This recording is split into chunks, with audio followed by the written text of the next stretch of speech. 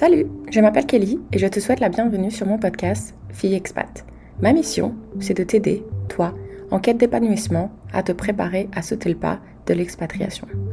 Comme tu vas pouvoir le découvrir très rapidement, je suis partie à la recherche de femmes qui ont vécu l'expatriation et qui ont bien voulu partager avec moi, mais surtout avec toi, leurs expériences. Elles vont également nous parler de leur situation avant de prendre cette grande décision et leurs derniers moments juste avant de mettre les voiles. J'espère vraiment que tu vas pouvoir te retrouver dans certains de ces témoignages et je te promets d'essayer au mieux d'interroger un maximum de profils différents. Je ne vais pas t'en dire plus et je te souhaite une très bonne écoute.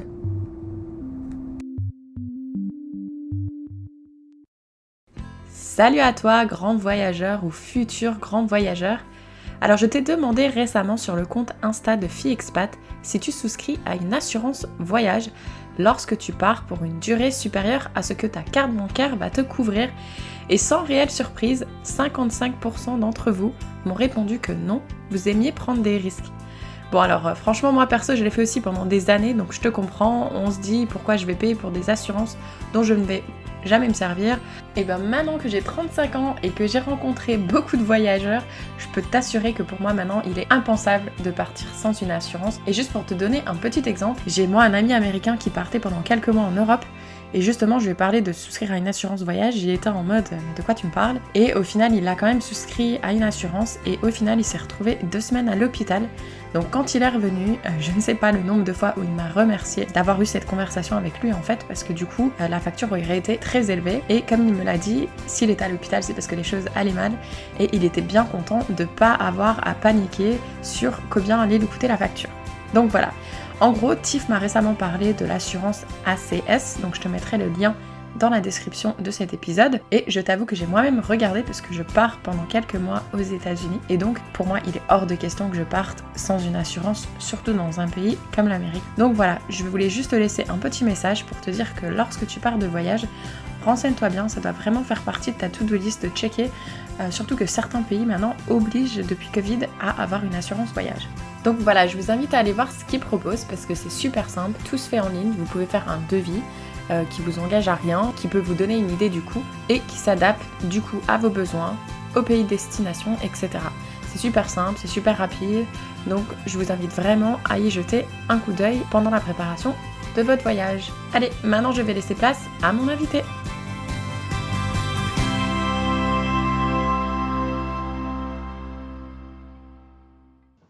Salut, est-ce que tu peux dire à nos auditrices ton prénom, ton âge et la ville où tu te trouves en ce moment? Oui, bonjour. Alors, je m'appelle Élodie, j'ai 33 ans et en ce moment, j'habite un petit village Saulny, à côté de Metz. Ça fait depuis combien de temps que tu as vécu ta petite expérience et dis-nous quelle était cette expérience justement. Alors, il y a 3 ans et demi, je suis partie faire un petit tour du monde avec mon compagnon et on est rentré donc en juillet 2017, donc il y a tout pile 3 ans. Vous étiez parti combien de temps exactement? On était partis 6 mois. D'accord. Et avant qu'on en arrive à cette expérience, est-ce que tu peux nous dire quelle était ta situation perso avec ton copain, si on peut avoir quelques détails? Alors, avec mon copain, ça faisait, que je dise pas de bêtises, 3 ans qu'on était ensemble. Ouais, c'est ça, 3 ans. Enfin non, 2 ans quand on a pris la décision de faire ce voyage. Voilà, donc ça, c'est pour la perso et tu m'as demandé pour la pro, par contre, je sais plus si Oui, désolée. tu peux Ouais. parler de la pro également. En fait, pour la pro, donc moi, je travaillais depuis, 1 an, en CDD, dans un organisme européen, la Banque, européenne d'investissement à Luxembourg et j'avais une opportunité de CDI et j'ai passé tous les tests et j'étais arrivée 2e sur 200 et au final, le jour, de mon anniversaire, le 1er juin 2016, j'ai appris que c'était l'autre candidat qui avait eu mon poste. Donc ce jour-là, heu, au lieu de m'effondrer et de me dire, parce que ça faisait 6 mois que je faisais des tests, hein, pour ce poste et au lieu de m'effondrer, je me suis dit qu'il y avait pas de hasard et que si j'avais pas le poste, c'est que c'était pas pour moi, mais c'était surtout qu'il y avait quelque chose d'autre qui m'attendait et c'est là, le jour même où j'ai pris la décision de faire ce voyage autour du monde, parce que je voulais transformer cette énorme déception en très grande opportunité Et en fait, c'était pour contrebalancer quelque chose de, pour moi, négatif en quelque chose de super positif. Et ça m'a pris genre 1 heure ou deux maxi où j'ai ruminé juste pour le résultat du test, quoi. Et en fait, au bout de 2 heures, je dis non, non, je vais pas passer ma vie à me morfondre. Il y a quelque chose de plus grand qui m'attend. Et mon rêve, c'était de voyager. Donc, plutôt que de m'enfermer, entre guillemets, dans un CDI très bien payé, certes, mais voilà, c'était la vie sédentaire, le bureau, etc., hein, c'est pas ce que forcément qui fait rêver tout le monde. Et donc, voilà, on a pris la décision le jour-là. Enfin, moi, j'ai pris la décision. Ensuite, Jocelyn, au bout d'une semaine, il est revenu du boulot et il m'a dit bon, bah, c'est bon, on peut partir. J'ai une dispo de 6 mois à partir de janvier. Génial. Et là, on était en mois de juin 2016. Donc, c'était même pas un an avant le départ, quoi. Donc, en Super. fait, là, je me suis dit, c'est un truc de fou, parce que je lui en ai parlé comme ça, vraiment. Il y en a qui auraient pris ça en se disant, tu vois, ah, c'est encore une lutte. Donc, ouais, je disais, voilà, les gens, dès que tu leur parles de projets qui sortent de l'ordinaire, ben, ils pensent que ça va être encore un truc ouais, dans ta tête qui va te passer, alors qu'en fait, non, tu as juste un rêve et tu as envie de le réaliser. Et quand tu tombes sur une personne en plus, ben, c'est très bien si tu es avec quelqu'un à qui tu partages ta vie qui en plus te comprend et te suit, alors là, c'est top. Du coup, je pense que mon idée, c'était de voyager, mais si j'avais été seule, j'avais personne pour m'en empêcher. Donc, je l'aurais fait quand même. Oui, c'est ça. Mais si tu es accompagné et que là, la personne, elle te suit pas, c'est un frein. Donc, ceux qui sont en couple et ça peut être très compliqué de voyager après, je pense, si tu as ce frein-là de la personne qui veut pas te suivre ou ouais, est-ce que tu te dis, est-ce que je vais risquer de perdre mon couple ou quoi? Bon, il y en a que ça n'empêche pas hein, de voyager, mais on va dire que moi, j'ai eu de la chance, quoi. Vraiment. Ouais, Je me considère super chanceuse, tu te rends compte, en une semaine de temps, il a dit banco alors que je venais à peine de lui en parler. C'est pas comme si on en parlait depuis 2 ans, quoi. ouais, c'est clair. C'est Et du juste, coup, il s'est dit comme lui, il s'est dit comme moi, c'était le bon moment, quoi. Tu vois, mhm. parce que entre guillemets, on s'approchait de la trentaine. On avait un peu la vie toute tracée, tu vois, de l'image de la société qui veut que quand on est en couple depuis 3 ans, autour de 30 ans, on fonde la famille et tout ça. Donc, ça nous pendait un petit peu au nez. Ouais, Et c'était du coup, je pense, la motivation pour Jocelyn, c'était de faire ça justement tout de suite avant que les choses suivent leur cours, quoi. ouais, Donc, c'est ouais, ça, c'était cool. parce que du coup, donc vous avez pris la décision rapidement, mais est-ce que vous en avez également parlé autour de vous rapidement ou vous avez décidé de garder ça? On a gardé ça au début, le temps de lancer vraiment la machine parce que je pense, mais sans même trop en parler, tu vois, entre nous, on est passé vraiment à l'action. C'est-à-dire qu'on a réservé nos billets et on en a parlé aux gens quand on avait réservé nos billets. D'accord. Je ne sais pas si c'est, tu vois, peut-être inconsciemment pour pas que les gens essaient de nous en empêcher. Peut-être.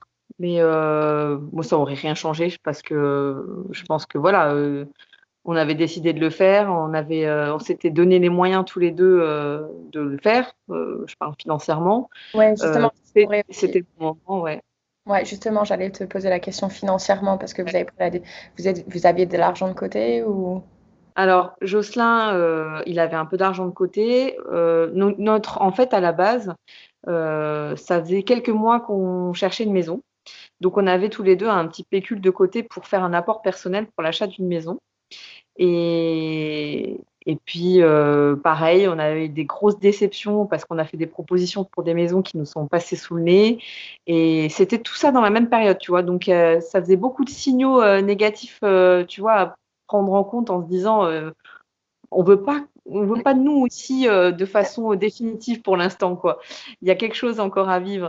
Et en fait, encore une fois, ouais, on a tourné le truc de façon positive. C'est que plutôt de se dire bon, bah, tant pis, on trouve pas de maison, on va encore galérer, galérer, galérer. Finalement, on s'est dit, ben, l'argent là, on va l'utiliser pour voyager et puis on remettra de côté un second round euh, pour racheter une maison. Mais enfin voilà, après, donc on avait un petit peu d'argent de côté et moi, c'est vrai que du coup, par rapport au poste qu'on m'avait proposé en CDI, le boss était quand même deg que j'ai pas pu garder ce poste-là.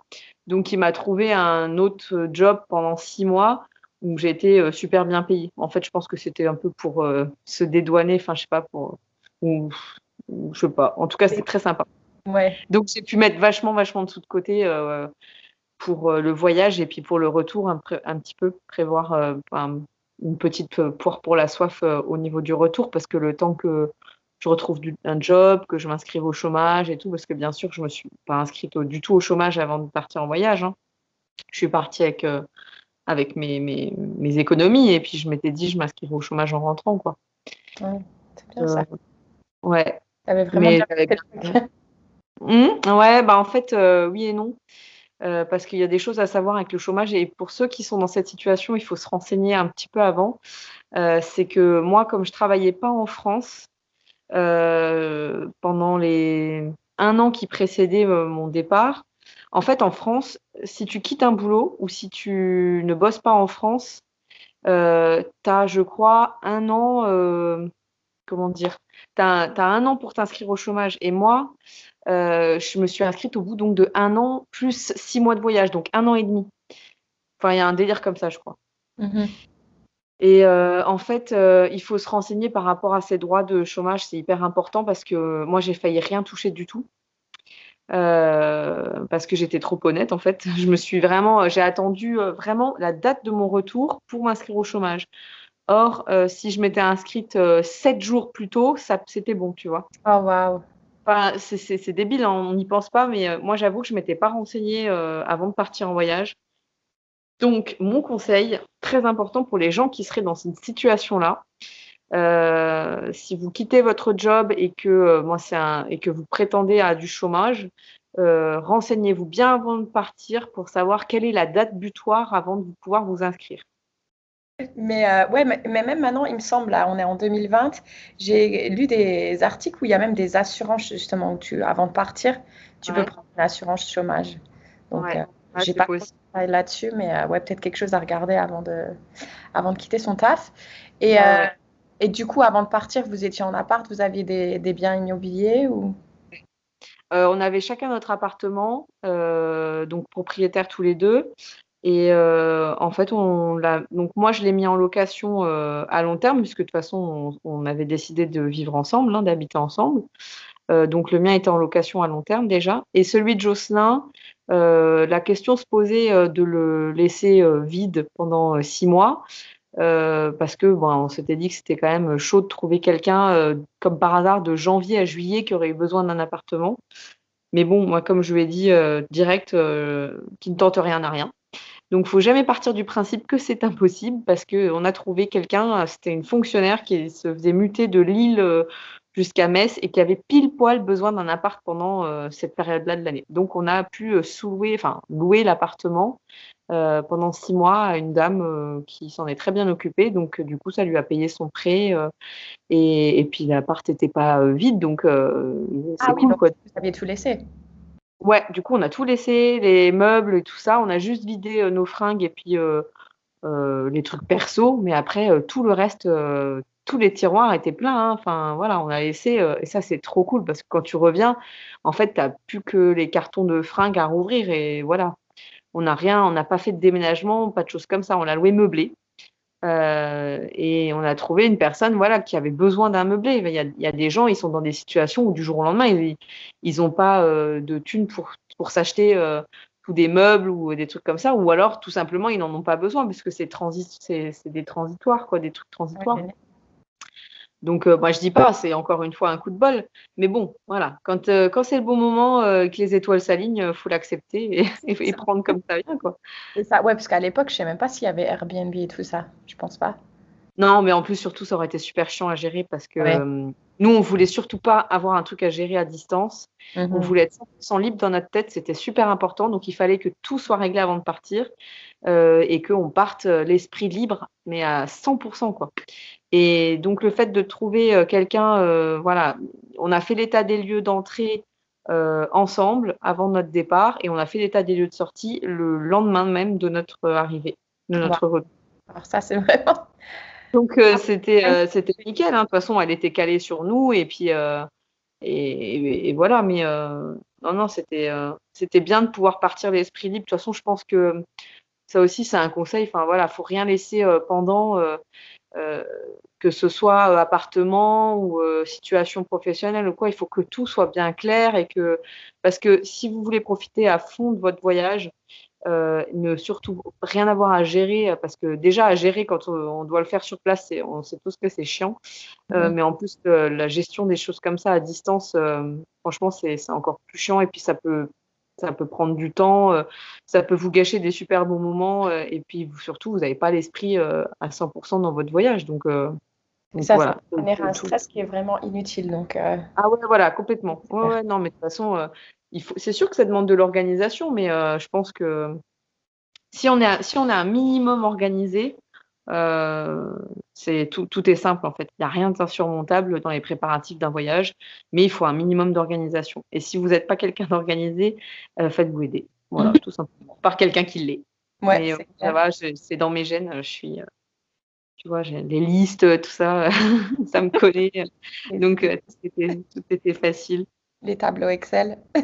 Ouais, ouais, les tableaux Excel, ah bah, pour le budget, ouais, c'était, direct un tableau Excel, au moins on y voit très clairement, ben, combien ça va nous coûter, avant, pendant, après, et ça aussi, il faut pas que ce soit comme une épée de Damoclès au-dessus de la tête des gens, hein. Le budget, faut pas faire l'autruche, quoi. C'est une partie hyper importante du voyage, donc il faut savoir, bien prévoir et surtout prévoir pour le voyage et prévoir pour le retour parce que ça fait partie aussi, des difficultés que certaines personnes peuvent rencontrer. C'est bien d'avoir le pécule, pour le temps du voyage, mais quand on revient, ben, il y a personne qui vous attend avec, une liasse d'argent, pour, vous aider à recommencer à votre vie, quoi, hein, donc faut prévoir une petite poire pour la soif, quoi.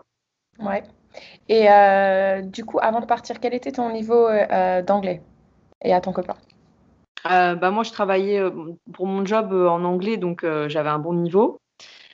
Jocelyn, il a un niveau, scolaire, lycée, donc il comprend, mais il comptait beaucoup sur moi et après, ben, au cours du voyage, il a pu, s'améliorer, du coup, parce que on sait tous qu'apprendre une langue, c'est encore, beaucoup plus rapide, sur le terrain qu'à l'école. Mais c'était surtout moi qui parlais couramment l'anglais, donc ça va. Ouais, donc ça, c'était pas du tout un frein pour vous, quoi? Non, non. Par contre, on est partis en Amérique du Sud, pendant 3 mois sur les 6 mois, hein, donc du coup, l'espagnol là, par contre, on baragouinait. Mais à la fin du voyage, je me suis, rendue compte que j'arrivais presque à tenir une conversation avec le taxi qui nous amenait à l'aéroport, pour quitter, l'Amérique du Sud justement. Donc là, je me suis dit: «Voilà, 3 mois qu'on est là et j'arrive à tenir une conversation politique qui plus est, Oh waouh! avec le mec du taxi». Donc comme quoi, ouais, Chapeau tout est ça. possible. Non, mais l'espagnol, enfin voilà, c'est des racines latines, la France, on a quand même, des capacités, je pense, à apprendre l'espagnol, assez facilement, surtout quand on est sur le terrain. Enfin voilà, c'est dans les pays, ça va vite, quoi. Mmh. Et donc du coup, quel était votre état d'esprit avant de partir? Est-ce que vous étiez super excité, stressé? Ouais. On était surtout super excités. Le stress, franchement, déjà moi je suis pas forcément une nature, très stressée, mais il est quand même un peu là, mais ça fait partie du truc, quoi, et ça fait partie pour moi de l'excitation. Après, c'est c'est un stress positif parce que c'est l'inconnu, en fait, et quand on prépare, bon, on avait juste «préparé» entre guillemets, nos trajets, hein, et puis, les avions, mais le reste, c'était la surprise totale, donc il faut faire confiance, quoi, et le stress, s'en va. Voilà. Faut se faire confiance à soi-même, faut faire confiance à son partenaire si on part à 2 ou à plusieurs, et puis il faut faire confiance, à la vie tout court, quoi, aux aventures qui vont nous attendre, et prendre les choses, à chaque fois comme elles viennent, et comme ça au moins, on se soucie pas, quoi. De toute façon, moi je dis toujours: «Il faut pas se soucier des choses qu'on ne maîtrise pas», C'est ça. et dès lors qu'on part, à l'inconnu, forcément il y a tout un tas de choses qu'on ne va pas maîtriser, et donc autant ne pas s'en faire puisqu'on n'a aucun, on peut rien faire, pour changer ces situations-là, donc voilà, ça sert à rien de se créer des angoisses pour rien. C'est clair. Surtout qu'on va s'imaginer des choses qui vont sûrement peut-être même jamais arriver. Donc on va se stresser pour une situation qui finalement ne sera pas là. Donc vraiment là, c'est bête quoi. Ouais, c'est clair. Et moi, si je pense à un tour du monde, si je pense à un tour du monde et qu'il faut que je parte, je pense que j'aurai énormément de difficultés à choisir les pays que j'ai envie de voir, car il y en a beaucoup. Donc du coup, là maintenant, vous êtes à deux à devoir prendre cette décision. Tu veux nous en parler un petit peu? Ouais. Et ben ça aussi, c'était incroyablement simple et rapide et limpide. Ça fait encore une fois partie des choses qui coulaient de source. En fait, pour faire, bon, déjà, faut dire clairement que quand on prépare un tour du monde, le moment où on fait la liste des pays qu'on veut voir, c'est juste un moment terrible. On a l'impression d'être un gosse à Disneyland enfin, je sais pas, c'est même encore pire, c'est incomparable. C'est voilà, on fait ses courses. Enfin, c'est hallucinant. Déjà là, on se rend compte de ce qui va nous arriver. Je pense qu'avant ce moment-là, c'est pas encore hyper concret. Mais quand on commence à choisir la liste des pays, là, on prend conscience de ça Ouais. et on le vit pleinement et les préparatifs, ça y est, c'est parti, quoi. Donc, Et ce qu'on a fait, c'est ouais, on a pris un bouquin qui est dans ma bibliothèque d'ailleurs, qui est vachement bien et que je conseille. Je vais le reconnaître tout de suite, hein, même si ça fait 3 ans que je n'ai pas utilisé, que vous connaissez peut-être aussi. C'est où et quand partir. Bon, là, c'était en 2016, parce qu'on a préparé le voyage en 2016. Mais donc, pour faire la liste de pays, on a d'abord fait notre liste chacun de notre côté, pour ne pas s'influencer. Et après, on a comparé nos réponses. On a fait d'abord la liste rêvée. Ensuite, on a mis en commun et après, on a regardé par rapport à où et quand partir. Parce qu'on ne voulait pas que la météo voilà, soit. Enfin, il fallait quand même prendre en compte la météo pour profiter, être sûr de profiter à fond des pays dans lesquels on allait, sachant qu'on allait passer que 3 semaines par pays. C'est quand même très peu. Donc, si vous partez 6 mois dans le même pays, la météo, à la limite, vous vous en foutez. Mais si vous êtes que 3 semaines dans un pays, la météo, c'est super important parce que vous n'allez pas vivre le voyage de la même manière.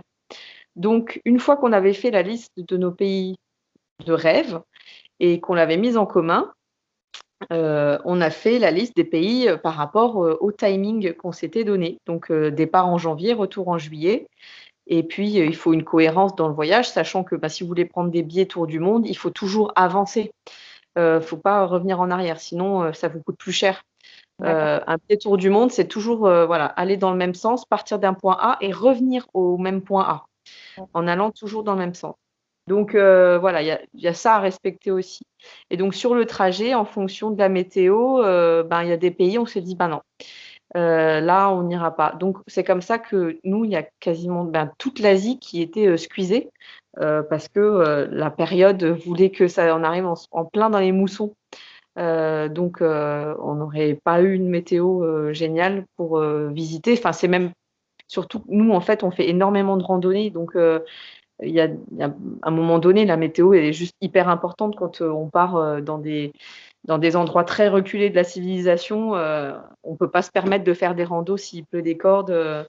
Voilà, c'est trop dangereux. Donc, c'est pour ça. Mais encore une fois, ça dépend vraiment de la façon de voyager de chacun. Nous, on allait très, très peu dans les villes. Donc, voilà, on était très dépendants de la météo. Donc, ce livre-là, Où et quand partir, c'est vraiment ce qui nous a aidé à finaliser la liste. Et puis, il fallait réduire au maximum. Là, c'était de plus en plus difficile parce que, comme tu dis, on a envie de tout voir. Mais on n'avait que 6 mois. Ouais, parce que du coup, tu as dit 3 semaines dans chaque pays. Du coup, ça te fait combien de pays, ça? 10. 10? Ouais, on a fait 10 pays. 10 pays et grosso modo, en moyenne, c'était 3 semaines dans chaque pays. Après, c'était plus ou moins, voilà. On n'a pas, tu vois, on a fait des arrêts sur l'île de Pâques ou les Galapagos où là, on était vraiment que 4-5 jours, quoi. Mais sinon, la plupart des pays, ouais, c'était 3 semaines. D'accord. Et ton billet tour du monde, tu peux nous dire combien il vous a coûté? Alors, le billet tour du monde, si mes souvenirs sont bons, c'était un budget de 3 500, je crois. Faudrait que je redemande à Jocelyn. Par personne? Je le redemande? Attends. Sinon, je pourrais t'envoyer mon budget détaillé. Ouais, il n'a pas l'air de s'en souvenir plus que ça. 3005, 4000? Ouais. Ah non, c'est plus en fait. 4004 par personne? Ouais. Ouais, en fait, ce qui nous a coûté vachement cher, tu vois, c'est l'Islande par exemple. Je me souviens que ça changeait vachement notre budget. Ah ouais? Ouais. Qu'on a rajouté l'Islande à la fin et c'est un des pays les plus chers, alors que c'était le plus proche de chez nous. Mais ça changeait vachement le budget. Mais nous, on tenait vraiment à y aller. Donc après, voilà, enfin, tu te donnes les moyens de ce que tu veux faire après aussi. Hein. Oui, après, Et quand je tu crois que- réfléchis, 4004 pour 10 pays, je trouve ça plutôt raisonnable en fait, hein. Ah bah oui, bah, quand tu vois déjà que le premier pays qu'on ait fait dans notre tour du monde, c'était l'Australie. Tu regardes déjà un aller-retour en Australie, ça coûte, bon, si tu t'y prends vraiment à l'avance, tu peux l'avoir pour 1005, je crois, un aller-retour. Mais toutes ces informations-là sur un site que tu connais, je pense, c'est tourdumondiste.com, Ouais, qui est vachement bien fait d'ailleurs pour préparer les voyages. d'accord. Vous en êtes servi, vous? Ouais, ah ouais, on s'en est bien servi pour la partie, pour faire le rétro-planning de ce qu'il faut préparer avant un tour du monde et puis budgéter tout, quoi. Oui, toi et moi, je pense qu'on est pareil. On aime bien vraiment maîtriser, Oui. préparer. Ouais, Ah, bah, au moins comme ça, bah, après, une fois que tu as tous les trucs que tu peux maîtriser, c'est ça, maîtrise-les. Comme ça, au moins, tu sais que tu auras pas de surprise à ce côté-là. Garde-toi les surprises pour les autres choses que tu ne maîtrises pas, c'est ça. tu vois? Non, d'accord avec toi. Après, au moins, enfin, en plus, enfin, tout ce qui est budget et organisation de voyage, c'est mieux tu t'organises et moins tu as de mauvaises surprises quand même. C'est clair. Et est-ce que vous aviez pris une assurance aussi pour les 6 mois? Ouais, on a pris Chapka Assurance. D'accord, Ça aussi, c'était un truc qui était conseillé sur le site, tourdumondiste.com. d'accord. Et on a ouvert aussi un compte, à Boursorama. Alors à l'époque, il y avait pas la banque, comment elle s'appelle là? Avec la carte, où tu as plus du tout de frais tu plus du tout de frais de retrait là. Ah, avec un W, ça te dit rien? Avec un W? Ouais, je crois. Non, ça me dit rien, non. Il y a une banque là maintenant que pour les voyageurs, bon de toute façon ça va être conseillé sur tous les sites je pense, maintenant. Mais nous à l'époque, c'était pas encore hyper connu, mais Boursorama, c'était quand même globalement, on n'a pas eu de gros frais, à l'étranger pour le retrait, quoi. Ouais, ça c'est. Ah, je sais.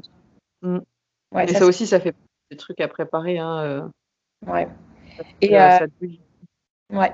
Du coup, tu veux quand même nous donner la liste des 10 pays que tu as fait, parce que je pense qu'il y en a qui vont vouloir Ouais, alors le attends, je me retrouve. Je vais refaire mon petit voyage. Donc il y a l'Australie, la Nouvelle-Zélande. Après la Nouvelle-Zélande, on est allé en Amérique du Sud. Alors là, on a commencé par le plus au sud, avec, la ville d'Ushuaia. Ensuite, on est remonté, on a fait la Patagonie, donc on a fait, le sud de la Patagonie, donc Chili, Argentine. Ensuite, on a pris un vol intérieur et on a été, jusqu'à Santiago, du Chili pour là partir sur l'île de Pâques.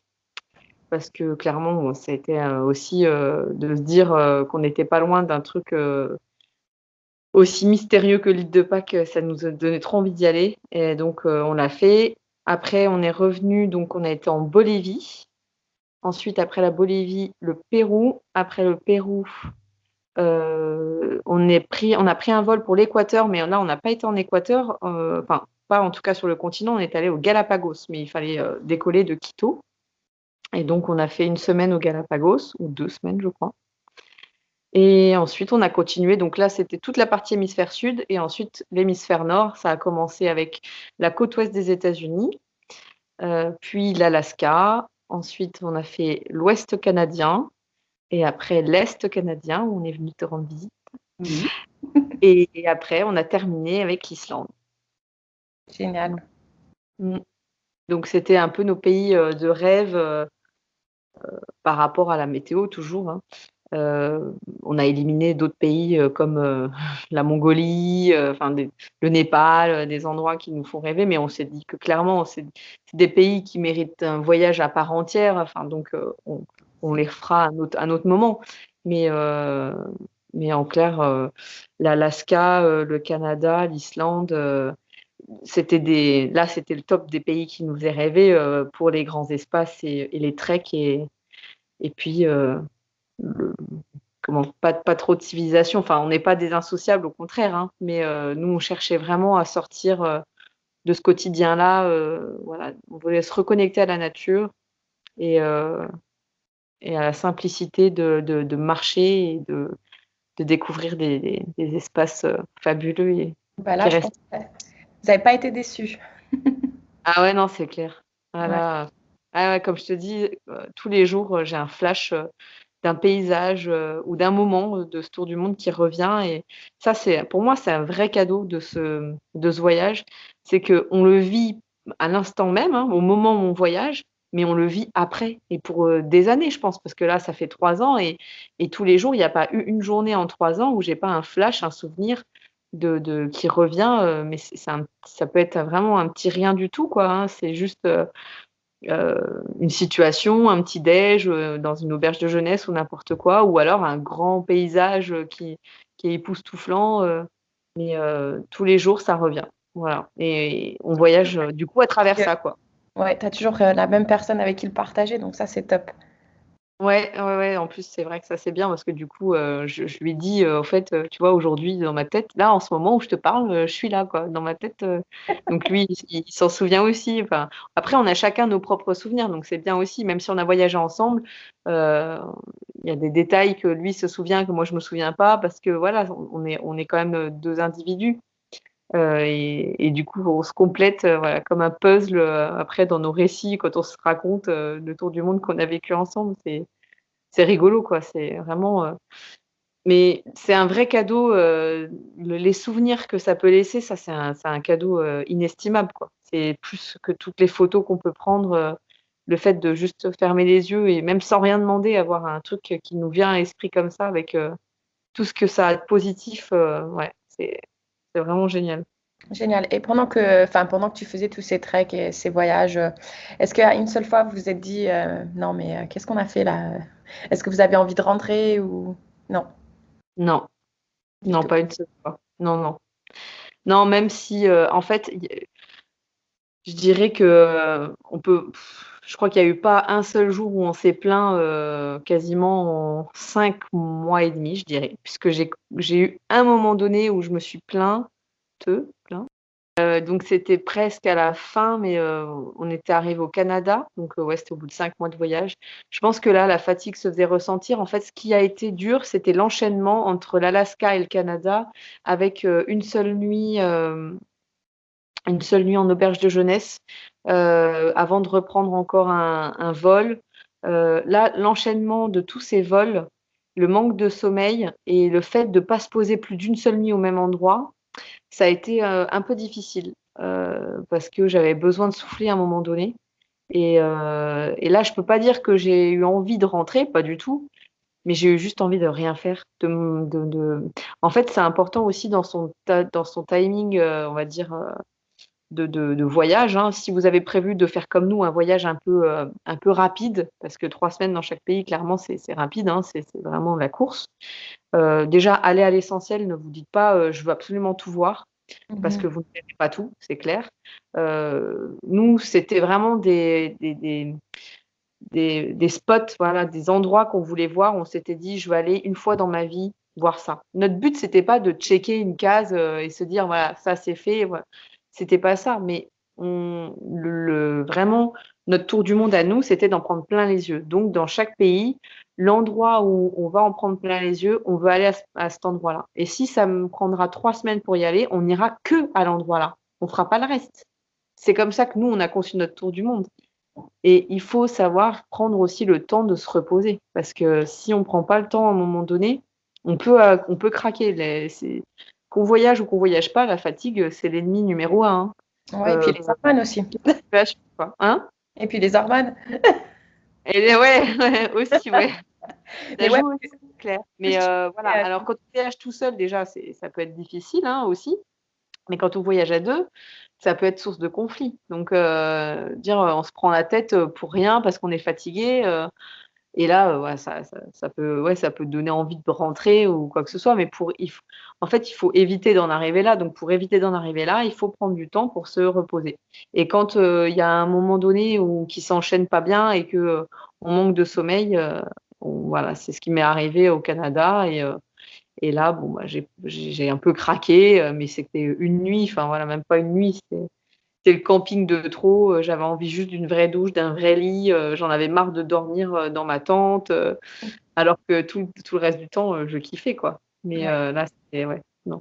Il me Ouais. fallait du confort, ouais, c'était Mais ça, je pense que c'est normal et à un moment donné, on a tous un peu besoin de notre confort. Mais tu me disais offline, juste pour rappeler aux auditrices, que en fait, vous, c'était surtout, vous cherchez pas forcément à découvrir la culture ou rencontrer des gens, c'était surtout les paysages que vous cherchez. ouais, voilà, c'est ça. En fait, on cherchait vraiment, les paysages et on est férus de randonnée, donc on voulait faire en gros, le tour du monde des plus beaux treks. Voilà, sans forcément se le verbaliser avant de partir. Enfin, c'est juste que c'était, inné pour nous, voilà, c'était une évidence que, on voulait découvrir, les beaux paysages. Donc c'est pour ça on est vraiment partis, beaucoup hors de la ville. On a très peu été en ville, si ce n'est juste pour prendre nos avions à chaque fois. Et encore, quand on faisait des escales, on visitait, la ville ou la capitale en 4-5 heures. Enfin voilà, on passait pas de temps, à découvrir la culture. Il y en a pour qui, vraiment, le voyage n'a pas de sens si on s'imprègne pas de la culture, si voilà. Mais ça dépend encore une fois de ce qu'on cherche et nous, on cherchait vraiment à avoir le souffle coupé par des paysages et la culture, ça venait en bonus. Voilà, parce que forcément, quand vous partez, loin de toute, civilisation urbaine, vous partez aussi loin du tourisme. Vous êtes au milieu de la pampa ou, en pleine montagne et finalement, ben, là, vous rencontrez, des gens, qui sont, véritablement dans la culture du pays. Donc je dis pas que c'est mieux que ce que vous verrez en ville, mais au moins, ils sont pas là pour, une image, pour donner une image, du pays. Ils sont juste là parce que c'est là qu'ils vivent et c'est là qu'ils élèvent, leurs lamas, c'est là qu'ils enfin voilà, donc quand je dis que la culture, pour nous, ça a été un bonus, c'est qu'on a été accueillis dans des endroits où, on l'a pris de plein fouet la culture sans qu'on l'ait cherché forcément et c'était encore plus beau parce que comme on la cherchait pas, ben ça crée une surprise. Encore une fois, voilà, faut se laisser, porter et avoir des surprises comme ça et on a des super souvenirs de rencontres comme ça et de chocs culturels, énormissimes et enfin, qui nous font relativiser après, comme vous pouvez l'imaginer, je pense, sur nos vies à nous, sur notre pays, et on se dit franchement de quoi on se plaint, quoi. Il y a des gens, ils vivent avec, rien, ils sont heureux, enfin donc tout ça fait partie du voyage, il faut prendre, quoi. C'est même si on partait à la base avec un but de voir des beaux paysages, on s'est enrichi de plein d'autres choses et je pense que voilà, c'est ça la richesse du voyage. C'est de se nourrir son âme de plein de petites choses comme ça qui sont, des belles surprises, des belles rencontres inattendues et puis, qui viennent, agrémenter, ce que vous aviez prévu. Non, Voilà. c'est clair. Non, et puis je pense que c'est quand même bien de partir avec un objectif. Donc vous, votre objectif, c'était de voir des beaux paysages. Je pense que c'est quand même bien. Ça peut aussi t'aider à planifier, mais ça te permet aussi de... Tout ce qui viendra à côté, ça va être, comme tu le dis, un bonus et ça va être génial. Ouais Donc, et surtout que c'est pas forcément toujours évident de planifier avant de partir parce qu'on n'était jamais sûr du timing à quel moment on allait arriver à l'endroit là. Donc quand vous planifiez des treks très célèbres, par exemple, je pense notamment, au Torres del Paine, ça c'est en Patagonie. C'est des treks qui sont très, très, très, demandés. Il faut réserver d'avance, parce que c'est des, campings privés à l'intérieur. Donc si vous vou on peut pas dormir, on peut pas faire du camping sauvage. Donc si vous voulez, pouvoir, faire le trek, en entier, vous êtes obligé de dormir 3 nuits au minimum et si vous n'avez pas réservé d'avance, ben, vous le faites pas, quoi. Donc nous, bah, quelque part, on s'est fait de temps en temps un petit peu piéger par ça, mais c'était sans regret parce que, enfin, tout ce qu'on pouvait planifier avant, on le faisait. Alors, à chaque fois, c'était souvent quand je dis avant, c'était 2-3 jours avant, c'était rarement, plus loin. On se projetait pas beaucoup plus loin. d'accord. Mais il faut accepter que tout ne se passe pas forcément comme on l'avait planifié justement. Donc là, le fameux trek Torres del Paine, on c'est un le circuit s'appelle le W. Et en fait, nous, on n'a pas fait le W en entier. C'est la forme du trek, hein. Nous, on a fait un espèce de V, on est revenu en arrière. Enfin bref, tout ça parce qu'on n'avait pas pu réserver une nuit au milieu parce que c'était complet. Mais c'est pas grave, voilà, il faut l'accepter. Et puis, on a vu d'autres choses qui étaient très belles. Et puis, voilà. Et Ouais. pareil pour le Pérou, c'était que tu aurais dû faire, je crois. Oui, c'est ça. Excuse-moi d'avoir remis le couteau dans la plaie. Non, c'est pas grave. J'étais pas sûre. Et ça aussi, c'était pareil. On a planifié ça maximum, je crois, une semaine avant de le faire, mais c'était tout just quoi, le timing, hein, parce que on était vraiment les derniers. Et je crois que même il y avait eu un désistement, sinon on n'aurait pas pu le faire, hein, le trek là. Ouais. Donc il y a des trucs, voilà, qui sont les étoiles s'alignent, c'est super, faut y aller. Et puis si ça se passe pas comme on veut, il faut le prendre toujours en se disant qu'il n'y a pas de hasard et que c'est que ça devait se pas se faire, c'est qu'il y a autre chose de bien qui nous attend ailleurs, un autre trek. Et puis voilà quoi, c'est bien. Donc il faut planifier ce qu'on peut planifier et puis le reste, si ça se passe pas comme prévu, c'est pas grave quoi. D'accord. Ouais, là justement, j'allais te poser comme question. Si aujourd'hui Hello rencontrait Hello d'avant de partir, est-ce qu'elle lui passerait un petit message? Si la Hello de aujourd'hui rencontrait la Hello d'avant de partir, hein. Ouais, celle qui a pris cette décision le jour de son anniversaire, Ouais. qu'est-ce qu'elle lui dirait? La Hello d'aujourd'hui, hein, c'est bien, j'ai bien compris, hein. Oui, toi aujourd'hui. Oh là là, elle lui dirait, mais qu'est-ce que t'as bien fait, ma grande? Qu'est-ce que t'as bien fait, franchement. Surtout, il y a aucun regret à avoir sur le déroulement. J'aurais rien changé, donc je me dirais merci, tout simplement. Voilà, je me remercierai parce que encore une fois, c'est un cadeau pour la vie de faire un voyage comme ça. C'est pas seulement pour le moment présent, bien sûr, il faut vivre le moment présent à 100%. C'est pour ça que c'est important de bien préparer pour pouvoir avoir l'esprit libre et tout vivre à 100% le jour J.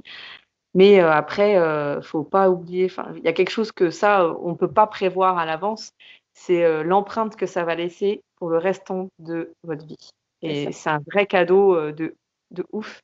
Donc la Hello d'aujourd'hui, elle dit merci à la Hello. Ouais, c'est ça.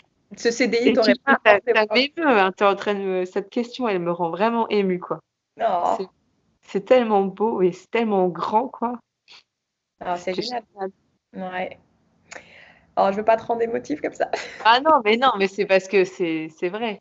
Je m'étais jamais posé la question. Tu Ah, vois, on parle de spontanéité, mais franchement, il faut se faire des cadeaux à soi-même dans la vie, hein, parce que personne va vous en faire, hein.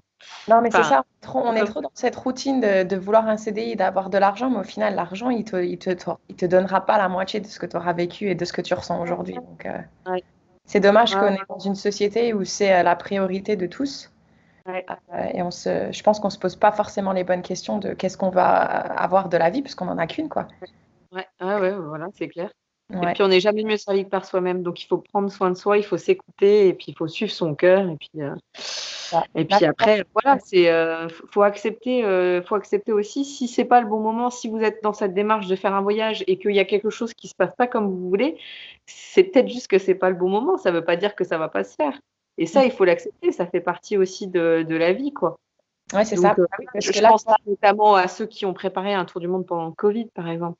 c'est ça. Moi, je m'imagine, et on s'est posé la question avec Jocelyn, enfin, on s'est pas posé la question, mais on s'est fait la réflexion. Imagine qu'on soit parti pendant le Covid ou qu'on ait prévu de partir au moment du Covid.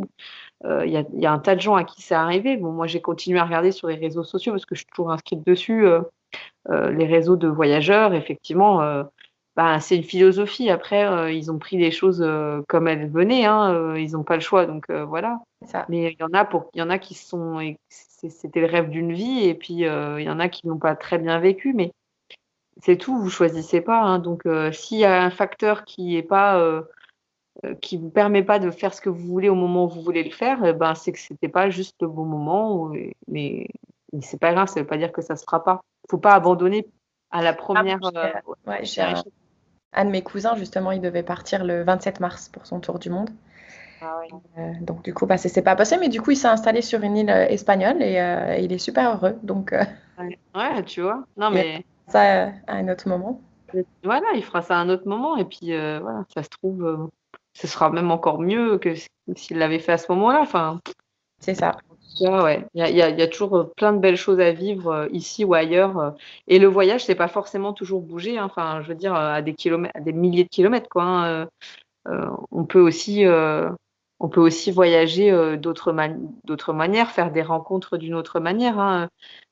S'ouvrir simplement, enfin, c'est aussi bête que ça, mais le Covid, par exemple, on a découvert nos voisins, quoi. Enfin, bon, toi, tu connaissais déjà tout bien tes voisins.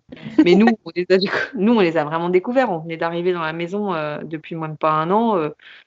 Et voilà, on a fait des super rencontres qui, quand tu voyages, c'est des rencontres qui sont simples. Et quand tu reviens chez toi, t'as l'impression que c'est hyper compliqué, en fait, de parler à des inconnus, quoi.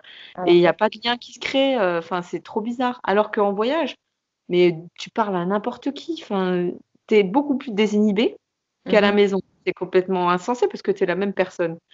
Donc pourquoi est-ce que tu es comme ça en voyage et pourquoi tu l'es plus à la maison?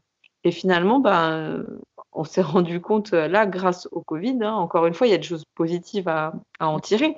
C'est que on a discuté avec nos voisins et on a fait connaissance avec eux, comme si on parlait à des voisins de table dans une auberge de jeunesse, hein, pour en apprendre sur la vie, quoi. Sur Super. la vie locale, qu'est-ce qu'il y a à faire dans le coin. Bah là, c'était pareil. En gros, on est les nouveaux arrivants dans le village et on a discuté avec eux et on a appris sur notre ville et des choses qu'il y avait à faire. On a découvert des chemins de rando. Enfin, c'était chouette, quoi. Ah, Donc, super. ouais, non, mais voilà. C'est un état d'esprit après. Mais le voyage, ça développe ça aussi, je pense aussi. On l'a sûrement déjà en soi. Quand on a envie de voyager, on a déjà, je pense, une partie de cet état d'esprit-là, mais ça se développe encore plus. C'est vraiment des choses qui viennent vous enrichir personnellement, quoi. C'est pas seulement le souvenir des beaux paysages et des belles rencontres. C'est qu'est-ce que ça vous a apporté personnellement à votre vous, quoi, au caractère, ou enfin le caractère, non, ça change pas trop, je pense, mais en tout cas la personnalité et puis les valeurs, etc. Voilà. Non, clair. C'est bien de sortir un petit peu de chez soi et de s'ouvrir l'esprit sur d'autres choses, quoi.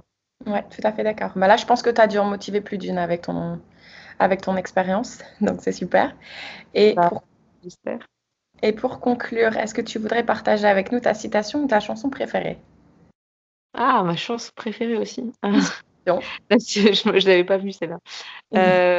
Alors ma chanson préférée, je réfléchis encore un peu. Ma citation préférée, alors, je l'avais déjà avant de partir et c'est marrant parce que je l'ai retrouvée sur le chemin.